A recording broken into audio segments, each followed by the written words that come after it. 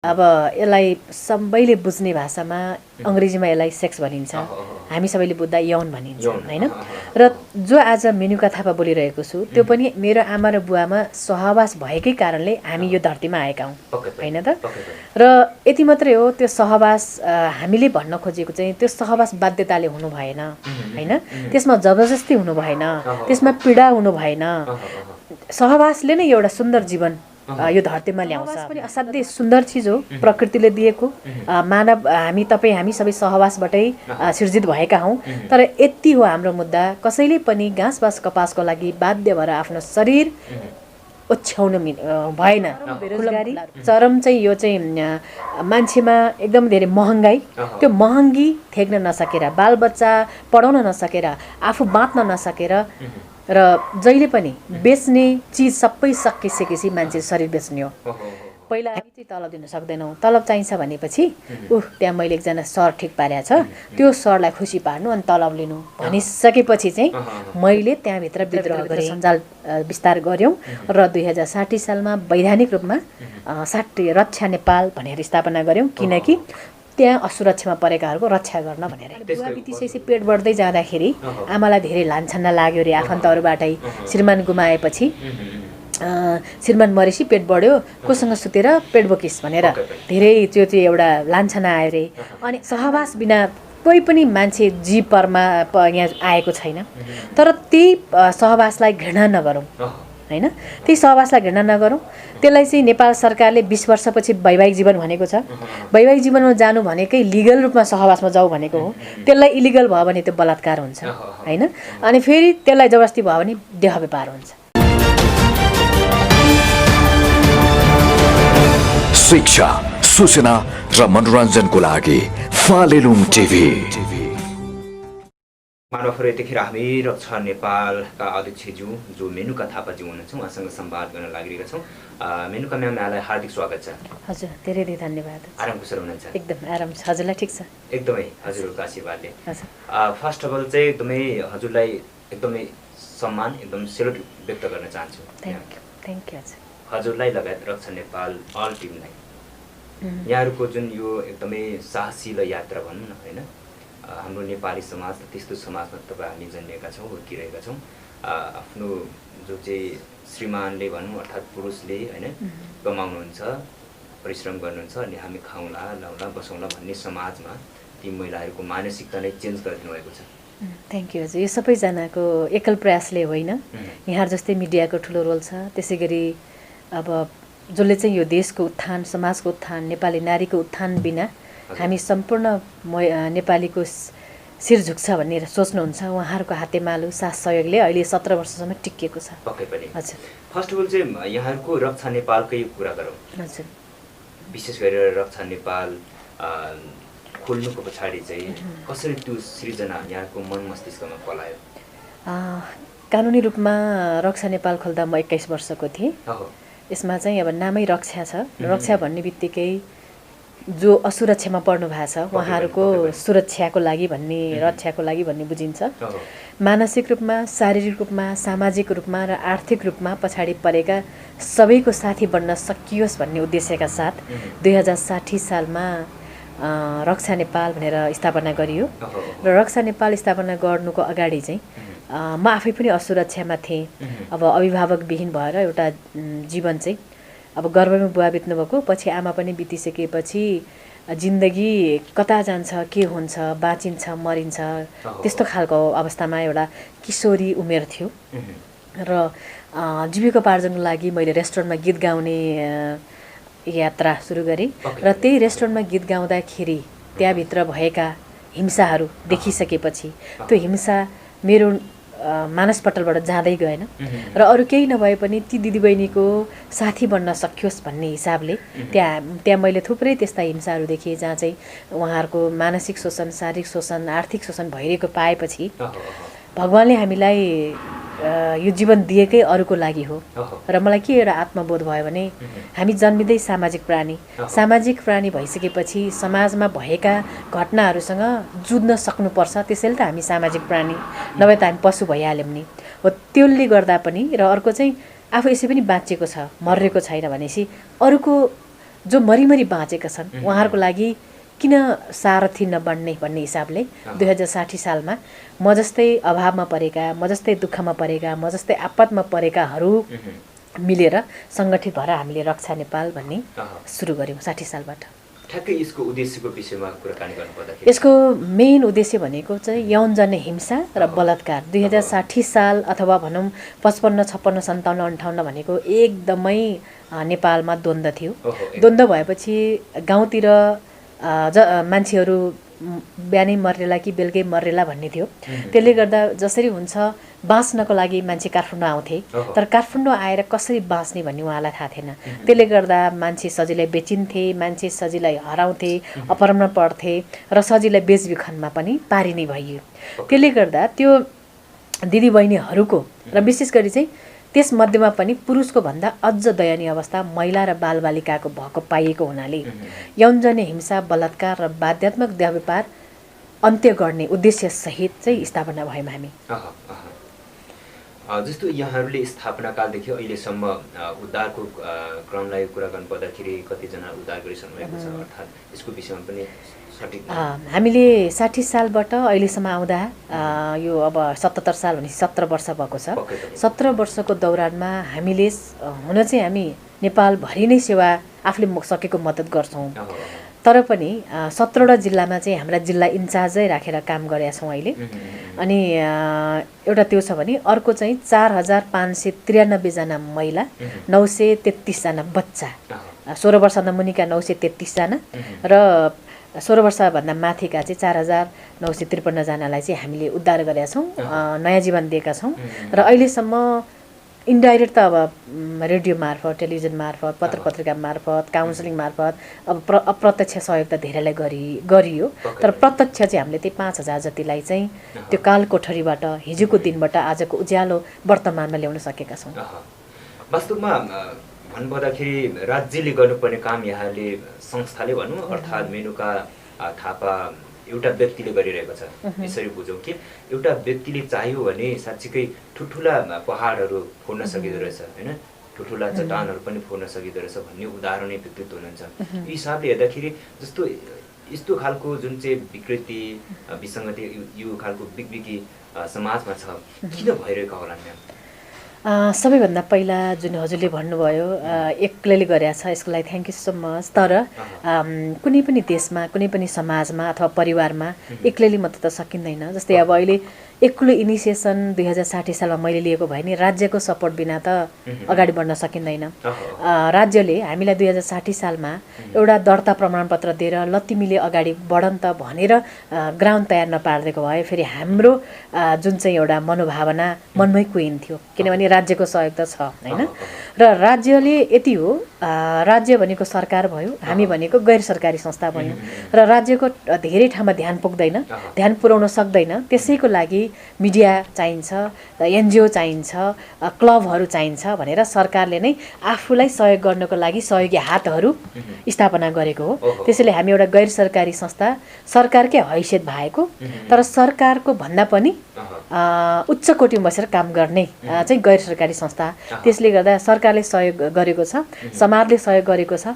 सरकार समाजले जे जति आफ्नो तर्फबाट गर्न सक्थ्यो सबैले आफ्नो बलबुताले भ्याएको सहयोग गर्ने हो, गरेकै कारणले यहाँसम्म हामी छौँ। र अबको दिनमा चाहिँ अझ धेरै सरकारले ध्यान पुर्याउनु जरुरी चाहिँ छ, किनभने पहिला जस्तो नेपालमा द्वन्द्व छैन, सबैजना द्वन्द्वरत पक्षहरू मिलेर एउटा नयाँ संविधान पनि आइसकेको छ भनेपछि राजनीतिक लडाइँ लगभग टुङ्गिसकेको छ। अब हामी सामाजिक लडाइँमा अथवा सांस्कृतिक लडाइँमा, आर्थिक उन्नतिको लडाइँमा चाहिँ एकसाथ भएर लाग्नुपर्नेछ। त्यो बेलामा अहिले हामीलाई पछिल्लो चरणमा एकदमै ठुलो हाम्रो सबैको लागि, नेपाली सबैको लागि चाहिँ चुनौती बनेर आएको छ देह व्यापार, होइन। यहाँ अब धेरै बेरोजगारीहरू हुनुहुन्छ, बेरोजगारीलाई नेपाल सरकारले साँच्चै सम्बोधन गर्न सकेको छैन। त्यो चाहिँ गरेको कुरालाई गरेकै भन्नु पर्यो, नगरेको कुरालाई नगरेकै भन्नु पर्यो। भनेपछि नेपाल सरकारले सम्बोधन गर्न नसकेपछि, समाजले उदासीनता देखाएपछि र परिवारमा एक खालको बोझ, आर्थिक र मानसिक बोझ भएपछि मान्छेले जे पनि गर्छ। कतिले अरूलाई मारेर आफूमा बाँच्छ, शरीर बेच्नेहरू आफूले मारेर आफैलाई बाँचाइरहेका छन्। यति छ फरक। भनेपछि यो चाहिँ राज्य पक्षले जिम्मेवारी लिनु पर्यो। एकदमै यो चाहिँ जस्तै अब नेपाल सरकारले अथवा हामी सबैको जिम्मेवारी छ होइन, हामी सबैको दोष छ। हामी सबैजना मिलेर हामी सबैजनाको सहयोगी भावना भयो भने, सहयोगी कार्यशैली भयो भने त्यो शरीर बेच्ने मान्छेहरूलाई शरीर बेच्नबाट विवश जुन हुनुहुन्छ त्यो व्यवस्थाबाट बाहिर ल्याउन सकिन्छ। तर सबैभन्दा धेरै त नेपाल सरकारकै जिम्मा छ, किनभने सरकारसँग स्रोत छ, साधन छ, ऊ कानुनी रूपमा पनि धेरै माथि छ। तपाईँ हामीले बोल्दा यो समुद्रमा थोपा जस्तो देखिन्छ भने सरकारले त समुद्रमा भएकै समुद्र रूपी समस्यालाई एकैछिनमा समाधान गर्न सकिन्छ। त्यही भएर नेपाल सरकारमा इच्छा शक्ति भएको मान्छेको अभाव चाहिँ खड्केको पाउँछु मैले। पक्कै पनि आजको विषयमा म्यामसँग थुप्रै कुराकानी गर्ने मन छ, पक्कै पनि समयले साथ दिन्छ होइन। अलिकति व्यवहारिक विषयवस्तुलाई पनि हामी केलाउन चाहन्छौँ। जस्तो यहाँहरूले त समाजमा त्यो ग्रास लेभलसम्म भिजेर आफूले भोगेर अनुभव गरेर एकदमै अनुभवले तिखारिएको व्यक्तित्व हुनुहुन्छ, जसले गर्दाखेरि जस्तो यस्ता घटनाहरू अर्थात् चाहिँ जुन चाहिँ यहाँले भन्नुभयो एउटा चाहिँ देह व्यापारहरू भएका छन्, बाध्यात्मक परिस्थिति छन्, यसको चाहिँ जिम्मा सरकार लिनुपर्छ भन्ने कुरा गरिसक्नुभयो। जस्तो यहाँकै कतिपय अभिव्यक्तिहरू हामीले सुनिरहेका छौँ, जस्तो घाँस, बाँस र कपास यो तीनटा चिज चाहिँ अनिवार्य चिज हो भन्ने कुनै पनि मानिसको लागि, मानिस बाँच्नको लागि भन्ने जुन चाहिँ हामीले सिक्दै पढ्दै आएको विषयवस्तुमा चाहिँ यहाँले भनेको अभिव्यक्तिहरू घाँस, बाँस, कपास मात्रै होइन सहवास पनि हो भन्ने कुरा चाहिँ भनिराख्नु भएको अभिव्यक्ति हामी पाउँछौँ। साँच्चीकै मानव जीवनको लागि सहवास भनौँ, अर्थात् यसलाई के भनौँ सजिलो भाषामा सेक्स भनेर भनिन्छ होइन, यो के अपरिहार्य नै हो म्याम? यसमा चाहिँ कस्तो छ भने घाँस, बाँस, कपास भनेको त हामी जन्मेपछि हामीलाई चाहिने हाम्रो न्यूनतम मापदण्ड आवश्यकता भयो। सहवास भन्ने बित्तिकै अब यसलाई सबैले बुझ्ने भाषामा अङ्ग्रेजीमा यसलाई सेक्स भनिन्छ, हामी सबैले बुझ्दा यौन भनिन्छ होइन। र जो आज मेनुका थापा बोलिरहेको छु त्यो पनि मेरो आमा र बुवामा सहवास भएकै कारणले हामी यो धरतीमा आएका हौँ होइन त। र यति मात्रै हो, त्यो सहवास हामीले भन्न खोजेको चाहिँ त्यो सहवास बाध्यताले हुनु भएन होइन, त्यसमा जबरजस्ती हुनु भएन, त्यसमा पीडा हुनु भएन। सहवासले नै एउटा सुन्दर जीवन यो धरतीमा ल्याउँछ र धरतीमा ल्याइसकेपछि त्यसलाई फेरि के चाहियो? घाँस, बाँस, कपास चाहियो। र घाँस, बाँस, कपासको परिपूर्ति गर्नको लागि बाध्यताले सहवास चाहिँ हुनु भएन भन्ने कुरा नै हो। इच्छाले हुन्छ त्यहाँ रमाइलो हुन्छ, शक्ति पनि आउँछ। तर जहाँ बाध्यता हुन्छ, जहाँ जबरजस्ती हुन्छ, यदि म टन्न अगाएको छु भने मलाई खिरै दिए पनि त्यो मलाई चाहिँदैन। खिर भनेको त मिठो रूपमा हुन्छ नि होइन, तर भोकाएको बेलामा मलाई तपाईँले जस्तो बासी भातै दिए पनि त्यो मलाई अमृत बराबर हुन्छ। म टन्न अगाएको छु त्यो बेलामा तपाईँले ल तपाईँ चाहिँ खिर खानुहोस् भने पनि मलाई त्यो खिर चाहिँ विष बराबर हुन्छ। त्यस्तै सहवास पनि असाध्यै सुन्दर चिज हो, प्रकृतिले दिएको मानव हामी सबै सहवासबाटै सिर्जित भएका हौँ। तर यति हो हाम्रो मुद्दा, कसैले पनि घाँस, बाँस, कपासको लागि बाध्य भएर आफ्नो शरीर ओछ्याउनु भएन खुल्लम खुल्ला रूपमा। एउटा त्यो, अर्को सहवासबाट आउने जुन मान्छेले अहिले घाँस, बाँस, कपास को चाहिँ फुलफिल भइसकेपछि सहवास चाहिँ मनोरञ्जनको साधन हो भनेर पनि लिनेहरू हुनुहुन्छ होइन। त्यो इच्छाले लागेकाहरूसँग हामीले उहाँहरूको बारेमा केही पनि भनेका छैनौँ। हामी जबरजस्ती यौन धन्दामा लाग्न विवशहरूको लागि मात्रै आवाज उठाइरहेका छौँ होइन। र यदि उहाँले इच्छाले आफ्नो शरीर बेच्छ भने त्यो खुसीको कुरा हो, हामी सबैले सम्मान गर्नुपर्छ। मैले अघि भने जस्तै भोकाएको बेला मलाई एउटा चाहिँ भुटेको भात दिनुहोस्, मैले त्यसलाई अमृत मान्छु। अगाएको बेलामा खिरै दिने मलाई चाहिँदैन। त्यो तपाईँले होइन तैँले खा भन्यो भने हुन चाहिँ खिर हो, तर मैले जबरजस्ती खाएँ भने त्यसले मलाई पीडा दिन्छ भने जस्तै विष हुनसक्छ भनेको जस्तै सहवास प्रकृतिको सुन्दर उपहार हो, अनुपम उपहार हो हामी मान्छेलाई। तर त्यो बाध्यता भयो, त्यहाँ व्यवस्थता भयो, त्यहाँ जबरजस्ती भयो भने त्यसले द्वन्द्व ल्याउँछ। द्वन्द्व ल्याएपछि हिंसा हुन्छ। हिंसामा हामी कति दिन रहने? हामी यत्रो दिन हिंसामा पऱ्यौँ, यत्रो वर्ष पऱ्यौँ, अझै पनि फेरि विभिन्न स्वरूपका हिंसाहरूमा नपर्नको लागि हामी सबैले बोल्नु जरुरी छ भनेर त्यो बोल्ने थाले नै गरेको। पक्कै पनि जस्तो यहाँले थुप्रै अन्तर्वार्ताहरूमा भन्दै आइराख्नु भएको विषयलाई थोरै म कोट गर्न चाहन्छु। यहाँले महिलाहरू पुरुषहरू मात्रै चाहिँ बलात्कारी हुँदैन अर्थात् यौनकर्मी हुँदैनन्, पुरुष मित्रहरू पनि बलात्कार भइरहेका हुन्छन्, यौनकर्मीहरू बढ्दो अवस्थामा छ भनेर चाहिँ अभिव्यक्ति दिइराख्नु भएको पाइन्छ।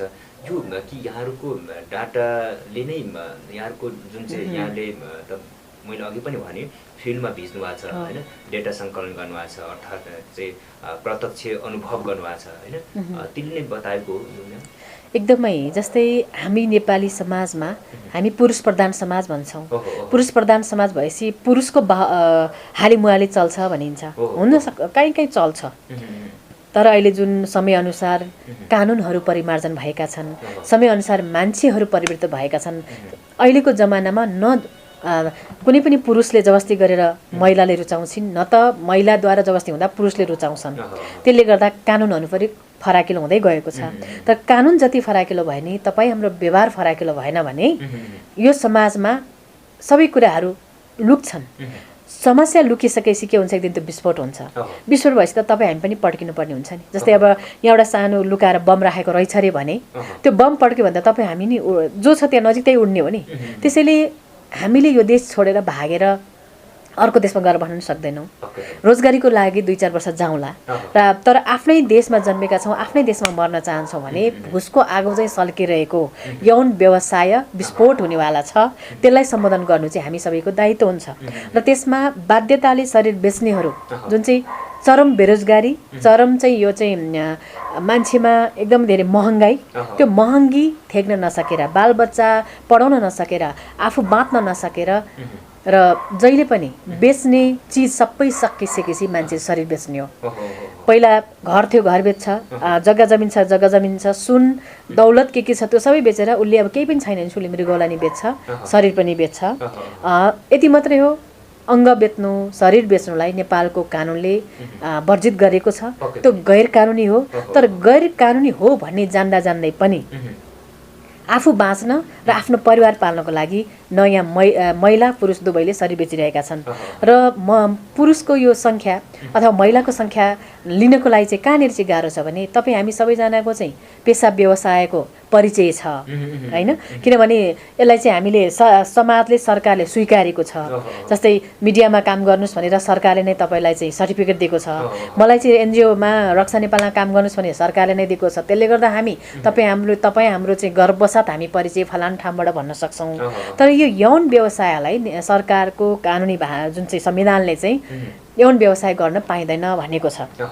त्यसले गर्दा सरकारले अनुमति दिएको छैन। सरकारले अनुमति नदिइसकेपछि उहाँहरूले अनौपचारिक हुने भयो। उहाँहरू चाहिँ खुलमखुला रूपमा मेरो यो व्यवसाय भन्न सक्ने अवस्था छैन, तर उहाँले गरिरहनु भएको छ। र गरिरहेका कुराहरूले त्यो अन्तत्वगत कसलाई असर पर्ने हो भने तपाईँ हामी जस्तै मान्छेलाई असर पर्ने हो यो होइन। त्यसैले गर्दा ती दिदीबहिनीहरूको सङ्ख्या कलेक्सन गर्नको लागि हामीले वर्षौँदेखि पहल गरेका छौँ, अहिले पनि गरिरहेका छौँ। तर समस्या कहाँनिर छ भने जसले शरीर बेच्छ त्यो शरीर बेच्ने मान्छेले मैले शरीर बेचेको हो नभनेसम्म तपाईँले मैले त शरीर बेच्ने हो भन्न पाइँदैन। किनभने म मेरो शरीर बेच्दिनँ, मैले मेरो बारेमा मात्रै कुरा गर्न पाउँछु। मैले हजुरको बारेमा कुरा गर्ने, हजुरलाई परिचय दिने अथवा लान्छना लाउने अधिकार मसँग छैन। त्यो हिंसा हुन्छ। त्यसले गर्दा तथ्याङ्क लिन चाहिँ गाह्रो छ। जबसम्म उसले भन्दैन, उसको मुखबाट खोलिँदैन। तर हामीले नेपालभरिमा अन्दाजी 2 लाखको हाराहारीमा महिलाहरू यौनकर्मी हुनुहुन्छ, महिला यौनकर्मी हुनुहुन्छ। त्यसमा 20% चाहिँ पुरुष हुनुहुन्छ। हामीसँग त्यो खालको एउटा म्याप सर्वे चाहिँ छ होइन। तर यति मात्रै हो, ठ्याक्कै 2 लाखै छन् कि अथवा 1000 छन् कि अथवा 3 लाख छन् भन्ने कुरा चाहिँ अर्को बहसको विषय हो। तर यदि कसैले नेतृत्व लिएर ल यसको चाहिँ हामी निकालौँ भनेर लाग्छ भने 2 लाख होइन, यो धेरै हुन्छ। किनकि भूकम्प जुन नेपालमा जति पनि प्राकृतिक विपदहरू आइलाग्छन्, प्राकृतिक विपद लागेपछि जो मान्छे हो उसले मात्र ठेक्नुपर्छ। कसैले दिएको राहतले सधैँभरि पुग्दैन। 1 छाक टर्ला, तर 365 छाक त आफैले गर्नुपर्छ नि त। त्यसले गर्दाखेरि एउटा उखान छ नि, मजबुरीको नाम महात्मा गान्धी भन्ने सुनेको थिएँ मैले। उसलाई बाध्यताले व्यवस्थाले ऊ त्यो पेसा छ, यति मात्रै हो, ऊ त्यो पेसा गर्न चाहँदैन।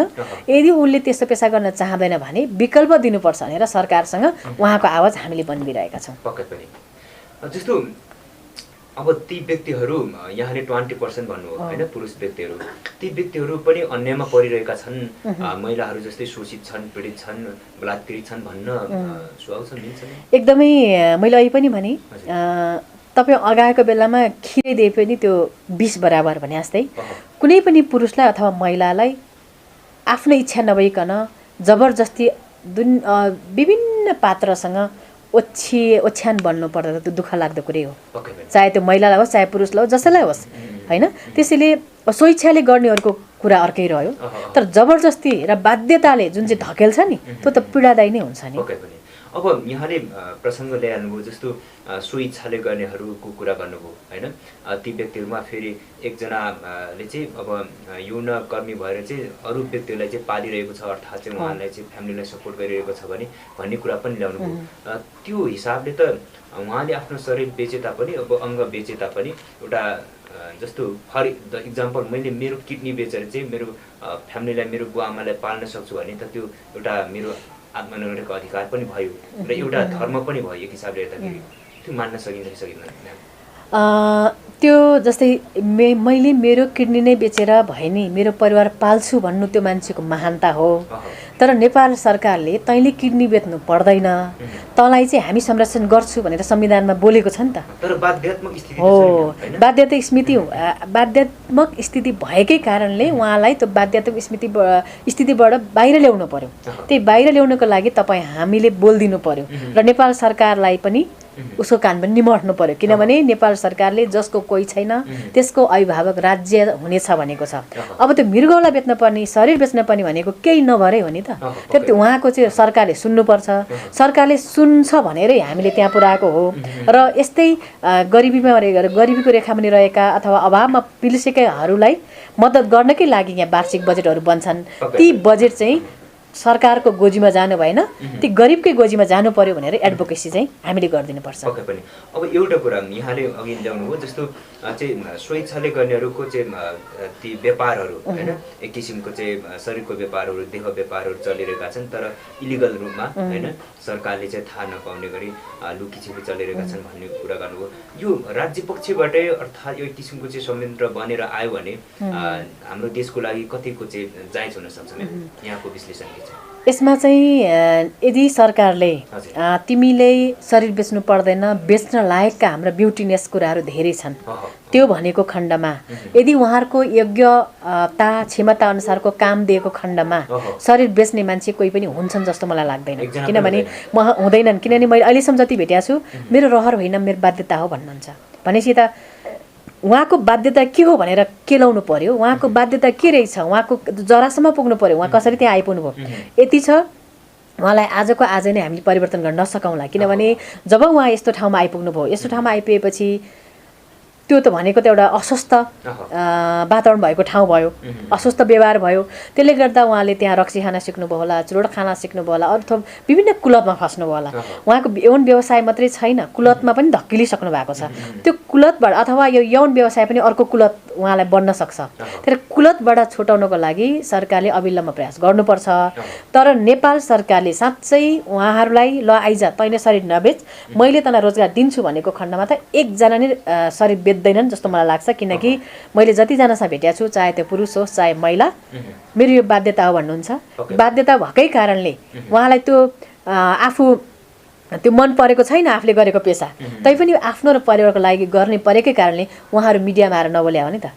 नत्र त म यो पेसामा म खुसी छु, ल म मेरो अधिकार, मेरो शरीरमाथि मेरो अधिकार भनेर खोइ त कुनै पनि मान्छेले बोल्नुहुन्न। अहिले हामीले कतिजना त्यो शरीर बेच्ने दाइ भाइहरूलाई आउनुहोस् न आफ्नो समस्या अगाडि राख्नुहोस् भन्दा त्यहाँ म कतिको सुरक्षित हुन्छु, मेरा कुराहरू बाहिर आउने हुन् कि भनेर उहाँलाई एकदम डर छ नि त। त्यो के को डर, किन डराएको भने उहाँलाई त्यो काम उहाँको मनले स्वीकारेको छैन। मनले नस्वीकारेको काम गर्नुपर्दा जसलाई पनि डर लाग्छ। त्यही कारणले मलाई चाहिँ के लाग्छ, नेपाल सरकारले उहाँलाई विकल्प दिने हो र उहाँको योग्यता क्षमता अनुसार ल यो काम गर भन्यो भने चाहिँ शरीर बेच्ने एकजना नै हुँदैनन्। पक्कै पनि। अब यो शरीर बेच्नु र किन्नु भनौँ न होइन, यो जुन प्रक्रिया अहिले छ लुकीछिपी यहाँले भने जस्तो इलिगल रूपमा चाहिँ भइरहेको छ भित्रभित्र, यो कहिले अन्त्य होला चाहिँ नेपाल सरकारको श्रवण शक्तिसम्म, त्यो कानसम्म कहिले पुग्न सक्ला, कहिले त्यो बिर्को खोल्ला? नेपाल सरकारको लागि यो केही ठुलो कुरा छैन। तपाईँ हामी भुइँ मान्छेको लागि चाहिँ यो भयावह छ होइन। तपाईँसँग स्रोत छैन, साधनसँग एउटा आवाज मात्रै छ। मसँग स्रोत छैन, साधन छैन, एउटा आवाज मात्रै छ। उहाँहरूलाई आवाज होइन, गोजीमा दाम चाहिएको छ भनौँ। आफ्नो आवश्यकता पूर्ति हुने रोजगारी चाहिएको छ। त्यो रोजगारी तपाईँले दिन नसक्ला, मैले दिन नसक्ला, राज्यले दिन सक्छ नि। त्यो भएर राज्य हाँक्ने, राज्यको बागडोर सम्हाल्ने व्यक्तिसँग इच्छा शक्ति भएको दिन त्यो चुड्कीको भरमा समाधान हुन्छ। इच्छा शक्ति नभएको दिन यो वर्षौँ जान्छ होइन।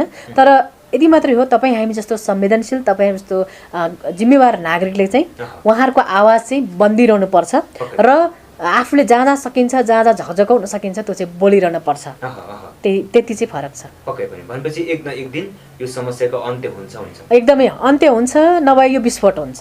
केही न केही त हुन्छ, तर सहज ढङ्गले अन्त्य होस् भन्ने चाहन्छु म, विस्फोट हुनुभन्दा। एउटा अर्को कुरा, यो भुसको आगो चाहिँ सल्किएको, बाहिर दन्दन नदेखिएको, भित्र भुसको आगो चाहिँ सल्किएको यो देह व्यापारको जालो, यसले गर्दाखेरि भएका बलात्कारहरू, यसले भएका बेचबिखन, यसले गर्दाखेरि सिङ्गो अर्थतन्त्रमै र हाम्रो देशको प्रत्येक नागरिकको शिर यसले झुकाएको छ।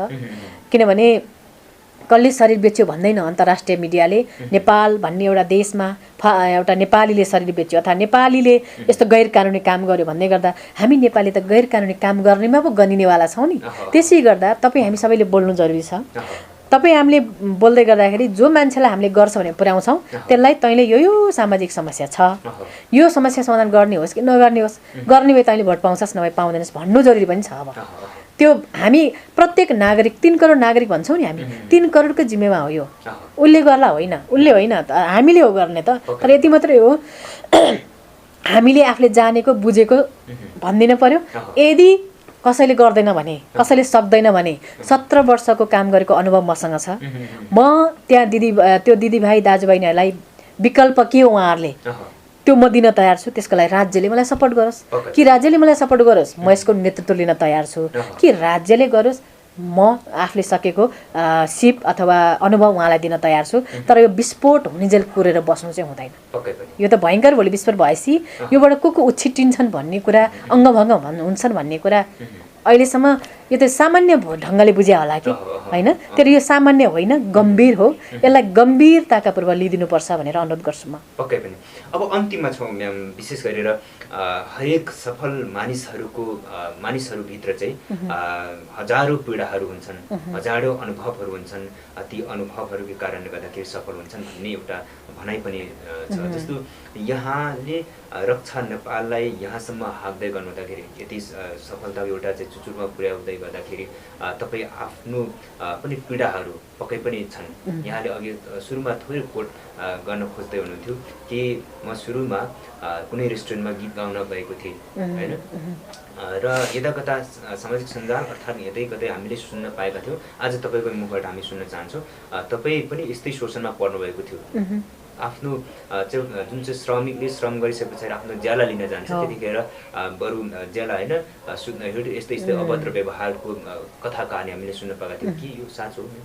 हजुर, म चाहिँ 15-16 वर्षको हुँदाखेरि आफ्नो जीवन आफैले घिसार्नु पर्ने अवस्था आइलाग्यो। किनभने मेरो जीवनमा ल तेरो लागि हामी छौँ भनिदिने कोही भएनन्। त्यसले गर्दाखेरि मान्छे अब धेरैचोटि मर्न पनि कोसिस गरे हो। तर जसरी जीवन हाम्रो हातमा, हजुर, जसरी जीवन हाम्रो हातमा छैन त्यसै गरी मृत्यु पनि हाम्रो हातमा छैन होइन। जसरी म मेरो आमाको गर्भमा काहीँ निवेदन चढाएर म तिम्रै गर्भ निस्किनु भनेर आएको होइन, परमात्माले पठायो। त्यसै गरी यही परमात्मालाई थाहा छ हामीलाई कहिले कुन हालतमा उठाउँछ भनेर। मान्छेले ट्राई त गर्छ फेरि होइन, त्यसलाई साहस भनौँ दुस्साहस भनौँ राम्रो जे पनि ट्राई त गर्छ। ट्राई गर्दा कहिलेकाहीँ फ्याट्ट सक्सेस पनि भइहाल्छ। त्यो परमात्माको कृपा भनौँ, चाहे त्यो राम्रै होस् चाहे नराम्रै होस्। त्यसै गरी जब मान्छे एक्लो हुन्छ, मान्छेको काँचो दिमाग हुन्छ, काँचो दिमागले काँचो मनले सोच्ने भनेको चाहिँ कि आफूले भनेको कुरा भइहालोस्, होइन भने धैर्यता भन्ने हुँदैन के यो 14-15 वर्षमा एउटा होइन त। किनभने उमेर पनि त्यस्तै। त्यसले गर्दाखेरि यस्तो खालको जिन्दगी थियो कि यता पनि टेक्ने ठाउँ छैन, समाउने टेक्ने खुड्कीलाई पनि छैन, समाउने हाँगानी छैन। तँलाई तेरो लागि म छु नि, तँलाई तेरो लागि लुगा किनिदिने म छु, तेरो लागि खाना किनिदिने म छु भन्ने पनि कोही छैन। भनेपछि अब रोजगारी पनि छैन। भर्खरै 10 कक्षा पास भएको, एसएलसी दिएको भनौँ न, एसएलसी दिएको मान्छेले कहाँबाट काम पाउने? त्यसपछि अब यो बाँचेर काम छैन रहेछ, किनभने मद्दत गर्ने कोही पनि छैन, मर्नुपर्छ भन्ने नै आउने रहेछ। जब मान्छे एक्लो हुन्छ नि, अनि समाजले नि त एक्लो होस् अथवा त यस्तो होस् उस्तो होस्, त चाहिँ कोही नभएको होस् यस्तो भन्यो भने मान्छे साँच्चीको आफूले आफूलाई मेरो त कोही छैन भन्ने ठान्छ। त्यसपछि आत्महत्याको कोसिस पनि गरियो, आत्महत्याको कोसिस गरे पनि मरिएन, र त्यसपछि मरेन भनेपछि त बाँच्नु पर्यो। बाँच्दाखेरि त के चाहियो? खाना चाहियो, नाना चाहियो, बस्ने एउटा छाना पनि चाहियो। त्यसपछि मैले काम खोजेँ। काम खोज्दै जाँदाखेरि भर्खर एसएलसी पास भएको मान्छेले कहीँ काम पाइएन, एउटा रेस्टुरेन्टमा मलाई गीत गाउन बोलायो। किनभने मलाई त्यो बच्चैदेखि गाउने, म बच्चैदेखि अब जस्तै हजुरको पनि, हजुरलाई के गर्ने इच्छा छ त? मिडियामा काम गर्ने बाहेक भन्दा हुनसक्ला आर्ट गर्ने होला, अथवा किचनमा काम गर्ने होला, गीत गाउने होला। त्यस्तै मलाई नि कसैले सोध्यो भने चाहिँ गाउने बजाउनेमा चाहिँ इन्ट्रेस्ट थियो। त्यसपछि मलाई एउटा रेस्टुरेन्टले गीत गाउन बोलायो। गीत गाउन बोलाउँदाखेरि 3500 रुपियाँ दिन्छु भनेको थियो। 58, 57, 55को कुरा, 3500 भने त ठुलो पैसा थियो। मैले जिन्दगीमा 35 रुपियाँ पनि नकमाएको मान्छे, कसैले मलाई 3500 रुपियाँ स्यालेरी दिन्छ भने बेलुका फेरि 6 बजीदेखि 11 बजीसम्म, 6 देखि 11, 12 भनेको मान्छेले सुतेर बिताउने समय हो। अब मेरो या कलेज अरू कुनै दैनिकी केहीमा पनि डिस्टर्ब नहुने, मेरो जुन चाहिँ दैनिकी कामहरू छन्, पढ्ने लेख्ने अथवा अरू, त्यो केहीमा डिस्टर्ब नहुने गरी काम गरेर 3500 नै कमाउने भनेपछि किन सुरु नगर्ने भनेर म हुन्छ भनेर गएँ। र नेपालमा त्यो विदेशको जस्तो घन्टाको हिसाबमा पे गर्ने चलन छैन। हप्तामा तलब होइन, 1 महिना कुर्नुपर्छ। 1 महिना कुर्दा फेरि अब नयाँ मान्छेलाई एडभान्स दिने कुरा नि हुँदैन, कसैले पनि दिँदैन पनि होइन। अब हामीले त अहिलेसम्म त सुन्छौँ ठुलो कस्ता ठुल्ठुलो कम्पनीहरूले त 9 महिना 10 महिनासम्म तलब दिँदैनन् भने सुनेकै हो। अब त्यो रेस्टुरेन्टले पनि उसको बिक्री भएपछि मैले उसलाई गाइदिएर, उसको रेस्टुरेन्टमा गाएर उसको बिक्री भएपछि मलाई दिने हो। त्यो त जसको नि बेचेपछि नै आउने त होइन। त्यसपछि मलाई 1 महिनासम्म काम लगायो। 1 महिना लगाएपछि तलब दिने कुरै गर्दैन। अनि तलब दिने कुरा नगरिसकेपछि मलाई अब मैले त जस कमाउने भयो भनेर आँट पनि आइरहेको हुन्छ। ओहो म पनि अब आफ्नै खुट्टामा उभिने भयो भनेर कस्तो खालको छुट्टै मजा फुर्ती पनि आइरहेको अवस्था थियो। अनि सङ्कटकाल भएपछि हेर, सङ्कटकाल छ, व्यापार भएको छैन। व्यापार नभएपछि मैले तँलाई तलब दिन सक्दिनँ। उसले मलाई मात्र भने होइन, सबैलाई भन्यो। त्यहाँ हामी 12-13 जना थियौँ। हामी चाहिँ तलब दिन सक्दैनौँ, तलब चाहिन्छ भनेपछि त्यहाँ मैले एकजना सर ठिक पारेको छ, त्यो सरलाई खुसी पार्नु अनि तलब लिनु भनिसकेपछि चाहिँ मैले त्यहाँभित्र विद्रोह गरेँ।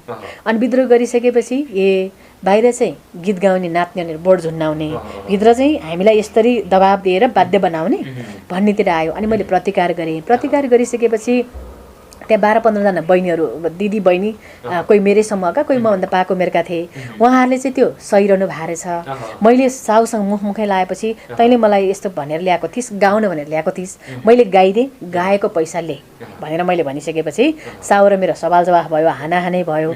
त्यसपछि साउ जस्तो मान्छे जुनले चाहिँ गुन्डा पालेको हुन्छ, प्रहरी प्रशासन पालेको हुन्छ, उसँग पैसाको कमी हुँदैन, त्यस्तो मान्छेसँग म जुधेपछि त्यो दिदीबहिनीहरूले ओहो अब मलाई मेनुकालाई मार्छ भन्ने ठान्नु भएछ र त्यो दिदीबहिनीले मलाई हामीले त सहिरहेका छौँ, हामीले त यस्तो गरिरहेका छौँ, यहाँ यसले साउले पैसा दिँदैन, योसँग बाजेर सकिँदैन, कि भने यो काम छोड्नुपर्छ, कि भने उसले भने मान्नुपर्छ। काम छोड्यो भने अनि उहाँले त्यो भन्नुभयो। त्यसपछि काम, अनि त्यसपछि तपाईँले किन काम छोड्नु भएन त? मैले सोधेँ। काम छोड्यो भने त्यो चाहिँ काम छोड्यो भने त्यहाँ सम्पर्क हुँदैन, जहाँ गए नि यही हो। उहाँले के भन्नु भने जुन रेस्टुरेन्टमा नि यस्तै हो, यहाँ मात्र होइन सबैले यस्तै गराउँछन्। त्यहाँ काम गऱ्यो अनि आज नि यो 1 महिना यसमा फ्रीमा, अर्कोमा फ्रीमा गर्दा गर्दै हामी त सधैँभरि जिन्दगीभर फ्रीमा काम गर्नुपर्ने हुन्छ। अनि मैले यही ठाउँमा काम गरेर मेरो बच्चालाई पढाइरहेको छु, मेरो बहिनीलाई पढाइरहेको छु, मेरो चाहिँ अपाङ्ग बुवा आमालाई औषधि खुवाइरहेको छु भनेर त्यहाँ भनिसकेपछि मैले आफूलाई प्रश्न गरेँ, मैले यही ठाउँमा भनौँ न, म यहाँ जाहिर खाना आएको के को लागि, मैले कतिजनालाई पढाएँ, मैले को पालेको छु, मैले त कोही पनि पालेको छु नि, म त मेरो पालिनको लागि भनेपछि ओहो यहाँ चाहिँ यस्तोमा जस्तै गीत गाउने, नाच्ने, यस्तो वेटर गरेर पनि अरूलाई पाल्दो रहेछन् भनेपछि त म चाहिँ आफूलाई महान ठान्थेँ। म आफूलाई आफै कमाइरहेको छु, कसैसँग मागेको छैन भन्ने ठान्थेँ। मलाई चाहिँ आफू एकदम भयङ्करै राम्रो मान्छे भन्ने लाग्थ्यो। तर जब मैले त्यहाँ अरू दिदीबहिनीको दुःख पीडाहरू सेयर गर्दै गएँ, उहाँको साथी म, मेरो साथी उहाँ भइसकेपछि उहाँले सबै कुरा सेयर गरेपछि उहाँले त त्यहाँ साउले भनेको बाध्य भएर मान्नुपर्ने रहेछ, किनकि उहाँसँग एक्लो जीवन रहेनछ, 5-6 जनाको जिन्दगी रहेछ। त्यसपछि मसँग त मेरो मात्रै जिन्दगी हो नि। त्यो कारणले गर्दा मलाई उसँग बाँच्ने हिम्मत आएछ भनेपछि एक्लो जिन्दगीले चाहिँ बाँच्ने हिम्मत आउँदो रहेछ। म चाहिँ 2-3 दिन भोको बसेँ नि, म एक्लै बस्ने रहेछु, तर त्यो अर्को दिदी भोको बस्यो भने उसका बालबच्चा भोका हुने रहेछ, त्यसले गर्दा परिवारै भोको हुने रहेछ। त्यसले गर्दा मैले ओहो उहाँहरूको महान हुँदो रहेछ, तर किन रेस्टुरेन्टमा काम गर्ने भनेर हेपिन्छ भन्ने एउटा प्रश्न त्यो दिन आयो। त्यसपछि मलाई आत्मबोध के हुँदै गयो भने मलाई उहाँहरू चाहिँ त्यहाँ काम गरेर रेस्टुरेन्टमा काम गरेर कतिजना पाल्नु भएको छ, मेनुकाले कतिजना पालेको छ भन्ने त्यो प्रश्न मेरो आफ्नै एकदम छटपट्टि भयो, आत्मबोध भयो। त्यसपछि मैले अझ धेरै हिम्मत के आयो भने ओहो म उहाँहरूको लागि र उहाँहरूको त्यो जुन चाहिँ बाध्यता छ नि त्यो बाध्यतालाई अन्त्य गर्नलाई लागि पर्छु भन्ने क्लिक भयो कि सुरु भयो। 16 वर्षमै भएको यो होइन। अनि 16, 17, 18, 19, 20, 21 मैले त्यहाँ 6 वर्ष काम गरेँ। अनि 6 वर्ष काम गर्दाखेरि रेस्टुरेन्टभित्र भएका यो क्याबिन रेस्टुरेन्ट भनिँदो रहेछ कसैलाई, कसैलाई डान्स रेस्टुरेन्ट, कसैलाई डिस्कोथेक, कसैलाई के, त्यो सबै अनुभव हामीले डाटा कलेक्सन गऱ्यौँ। त्यहाँ काम गर्ने बहिनीहरू बिच एउटा सञ्जाल भित्र सञ्जाल विस्तार गऱ्यौँ र 2060 सालमा वैधानिक रूपमा 60 रक्षा नेपाल भनेर स्थापना गऱ्यौँ, किनकि त्यहाँ असुरक्षामा परेकाहरूको रक्षा गर्न भनेर। त्यसकै उपस्वरूप जन्मिएको रक्षा। हजुर त्यसरी जन्मिएको भन्न मिल्छ, एकदमै आफ्नै रक्षा गर्न भन्नुपर्छ अझ, किनभने त्यो जुन चाहिँ अभद्र व्यवहार भएको थियो जुन चाहिँ मालिकबाट भनौँ न, त्यो मालिकबाट चाहिँ रेस्टुरेन्टमा त्यही मालिकबाट म असुरक्षामा परेको थिएँ। त्यही असुरक्षाबाट निस्किने बाटो खोज्दा खोज्दै रक्षा नेपाल भन्ने संस्था जन्म भयो। हजुर त्यो एउटा संयोग भन्न मिल्छ। संयोगै अब भगवानको कृपा भन्छु म चाहिँ, किनभने रक्षा भन्ने शब्द चाहिँ मैले किनकि त्यो जुन भोगाइ यहाँले भोग्न अवसर नपाएको भए जन्मिन पनि सक्दैन थियो, एकदम जन्मिन्थ्यो होला अलि पछाडि अगाडि हुन सक्थ्यो हैन। अझ मेरो त यो अब यस्तो छ, सङ्घ संस्थाप्रति खासै मलाई लगाव पनि थिएन। सङ्घ संस्थाको राम्रो समाचार कहिले पढ्न पनि पाएको थिइनँ। समाचारहरूमा चाहिँ सङ्घ संस्था भनेको डलरको खेती गर्ने भने पढिरहेकै हो। त्यसले गर्दा मलाई सङ्घ संस्थाप्रति अथवा समाज यो सङ्घ संस्थामा काम गर्नेहरूप्रति पोजिटिभ भाव चाहिँ थिएन, एकदमै अनेस्टली भन्नुपर्दा। त्यसले गर्दा मैले संस्था खोल्छु, संस्था हाँक्छु भन्ने कहिले सोचिनँ। मात्र यति सोची आफ्नो जीवन पाल्छु। एउटा इच्छा थियो अगाडि बढ्ने चाहिँ गायन क्षेत्रमा अथवा त्यतितिर जाम्ला भन्ने थियो, त्यति ठुलो सपना थिएन। तर रक्षा भन्ने शब्द चाहिँ मेरो आमाले म चाहिँ बुवा बितेको 8 महिनापछि जन्मेको, मेरो आमा चाहिँ 1 महिनाको गर्भवती हुनुहुन्थ्यो अरे। अनि म गर्भमा आइसकेपछि आमालाई पनि पत्तो थिएन अरे कि आमा गर्भवती छु भनेर। अनि बुवा बितिसकेपछि पेट बढ्दै जाँदाखेरि आमालाई धेरै लान्छना लाग्यो अरे आफन्तहरूबाटै। श्रीमान गुमाएपछि श्रीमान मरेपछि पेट बढ्यो, कोसँग सुतेर पेट बोकिस् भनेर धेरै त्यो चाहिँ एउटा लान्छना आयो अरे। अनि आमाले मलाई के भन्नुहुन्थ्यो भने धेरैचोटि यो गर्भ तुइयोस् भनेर, अनि यो गर्भ तुइयाएर चाहिँ म पहिलो जाओस् र सम्पत्तिबाट वञ्चित गर्न पाइयोस् भनेर मलाई धेरै प्रहार भएका छन्। मेरो ढाडमा धेरै मुक्का आएको छ, टाउकोमा आएको छ, पेटमा पनि आएको छ। र त्यो पेटमा धेरै मुक्कामा उहाँ आमाको आफन्तहरूबाट, बाउको आफन्तबाट होइन, बुवा बितेपछि। तर आमाले एक दिन मलाई के भन्नुभएको थियो नि, मैले मेरो धेरै मुक्का लात्ती खेपेको छु मेरो टाउकोमा, मेरो ढाडमा, तर तँलाई चाहिँ मैले यसरी घोप्टो परेर मेरो गर्भदेखि तँलाई बचाएको हुँ। तर मैले तेरो गर्भदेखि रक्षा गरेँ, तैँले अलि रक्षा गरेस् भनेर चाहिँ पहिलोचोटि रक्षा भन्ने शब्द चाहिँ मेरो आमाबाट सुन्याउँ मलाई। अनि त्यो चाहिँ अहिले पनि मलाई एकदमै जिन्दगी फिल्म जस्तै लाग्छ होइन। रक्षा भन्ने कुरा चाहिँ मैले फर्स्टचोटि मेरो आमाको मुखबाट सुनेको थिएँ। पछि भगवानको कृपाले कताबाट फेरि रक्षा नेपाल भन्ने जुरिहाल्यो। त्यो रक्षा नेपाल भन्ने रक्षा भन्ने नाम भएको संस्था दर्ता भएको छ कि छैन भनेर हामी काठमाडौँ सिडिओ कार्यालयमा गयौँ, त्यहाँ रहेनछ र हामीलाई रक्षा भन्ने नै जुर्यो। र मैले पनि फेरि गर्न चाहेको असुरक्षामा परेकाहरूको रक्षा, एउटा साथी, धेरै केही गर्न नसके नि साथी चाहिँ बन्छु। जसरी मेरो साथी उहाँहरू बन्नु भएको छ, उहाँहरूको साथी म बनेको छु भनेपछि आज 2जना 4जनाको हुन्छ, भोलि त यस्ता असहायमा परेका, एउटा यस्तै गरी असुरक्षामा परेका त लाखौँ छन्, तिनको सारथी बन्छु भन्ने एउटा सानो झिनो त्यो बेलाको त्यो आश थियो भने अब अहिले त संस्था एकदम ठुलो भएको छ। देश विदेशमा बस्नुहुने सबैजनाको मुटु यहाँ मिसिएको छ।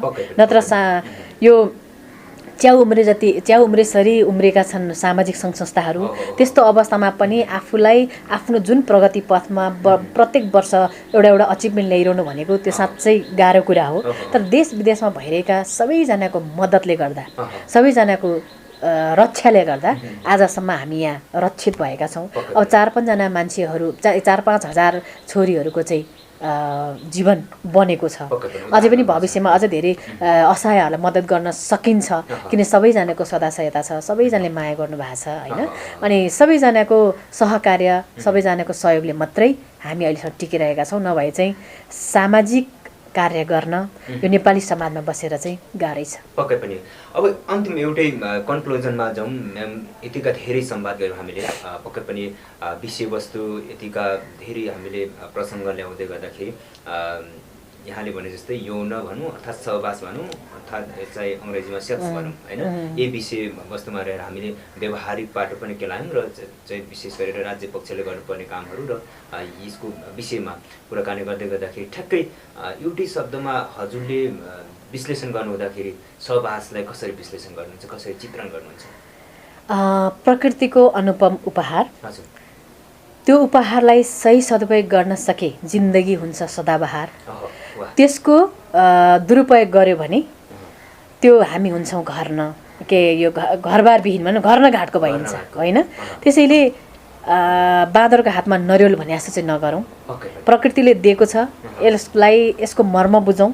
सहवास बिना कोही पनि मान्छे जीवमा यहाँ आएको छैन, तर त्यही सहवासलाई घृणा नगरौँ होइन। त्यही सहवासलाई घृणा नगरौँ। त्यसलाई चाहिँ नेपाल सरकारले 20 वर्षपछि वैवाहिक जीवन भनेको छ। वैवाहिक जीवनमा जानु भनेकै लिगल रूपमा सहवासमा जाऊ भनेको हो। त्यसलाई इलिगल भयो भने त्यो बलात्कार हुन्छ होइन। अनि फेरि त्यसलाई जबरजस्ती भयो भने देह व्यापार हुन्छ। त्यो देह व्यापारमा कोही पर्नु नपरोस्, बलात्कारमा नि कोही पर्नु नपरोस्। सहवासको सुन्दर पक्षलाई हेरेर सबैको जीवन सदाबहार होस् भन्न चाहन्छु म त। हस्, थ्याङ्क यू सो मच। यति महत्त्वपूर्ण अनि यतिका जुन महत्त्वपूर्ण संवाद एकदमै विश्लेषणात्मक भनौँ न होइन यो संवादको लागि र महत्त्वपूर्ण यहाँको समयको लागि पनि एकदमै विशेष धन्यवाद दिन चाहन्छु। सबैजनालाई धेरै धन्यवाद छ, यहाँलाई पनि र जो यो कार्यक्रम हेरेर बस्नु भएको छ उहाँहरूलाई चाहिँ जहिले पनि मेरो अनुरोध चाहिँ के छ भने टेलिभिजन अथवा युट्युबहरू हेर्ने भनेको पढे लेखेकै मान्छेले हो, अलिकति 2-4 रुपियाँ खेलाउन सक्नेले हो होइन। एकदम ग्रामीण भेगका गरिबहरूलाई बिहान बेलुकाको छाकटाना धौधो छ, उहाँले युट्युब चलाउने, इन्टरनेट चलाउने, स्मार्टफोन बोक्ने उहाँहरूसँग त्यो हैसियत छैन। यदि तपाईँ स्मार्टफोन बोक्नुहुन्छ, यदि तपाईँ युट्युब हेर्नुहुन्छ भने तपाईँको जीवनमा तपाईँको मिसन के हो? तपाईँको जीवनमा उपयोगी युट्युब मात्रै हेर्नुहोला। अनि तपाईँ स्मार्टफोन बोक्दैमा स्मार्ट हुनुहुन्न। स्मार्टफोन त अरूले बनाइदिएको फोन हो, अरूले किनिदिएको फोन हो।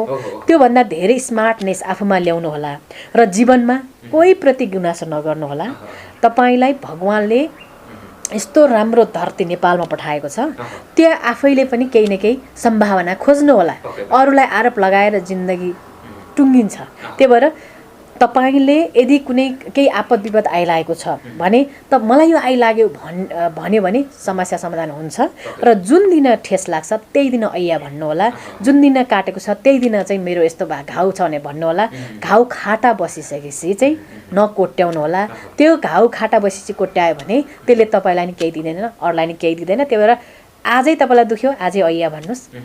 अनि यदि कसैलाई हामीले सक्ने सहयोग केही चाहिन्छ भने म त जहिले पनि तयार छु, किनभने बाँचुन्जेल तयार छु र बाँचुन्जेल तयार छु। र यति पनि भन्छु, मेरो शरीरमा एक थोपा रगत भएसम्म र मैले सास चलुन्जेलसम्म बाध्यताले शरीर बेच्नेहरू र यौनजन हिंसामा पर्नेहरूको लागि त म जहिले पनि चट्टान चाहिँ उभिन्छु। त्यसको लागि सबैलाई हार्दिक स्वागत पनि छ।